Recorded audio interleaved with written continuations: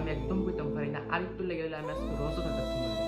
তো আজকে আমার সাথে কি হয়েছে জানার লেগে ভিডিও একদম লাস্ট পর্যন্ত দেখো। আমি লাস্টে কইয়া দিমু আজকে আমার সাথে কি ঠিক হইছে। है। তো ডেইলির মতো সেরি করার লেগে উইঠা গেছি। তো আজকে একদম অনেক ঘুম অনেক বেশি আসলো কারণ ঘুম হচ্ছে না। তো সেরি কইরা নামাজ পড়ার লেগে আই বসছি ফজরের। তো ফজরের নামাজও পড়ে নিলাম। কিন্তু ঘুম তো হইতেছে না, অনেক ঘুম চোখের ভিতরে ফজর নামাজে কোনো মতো ফুইরা টুইরা আবার ঘুমাই গেছি। এ তো কইয়ার আবার বালাভাবে হুত মুই এমনি ঘুমিয়ে গেছি। এই একটা হইতাছে হুইতা ঘুমিয়ে গেছি।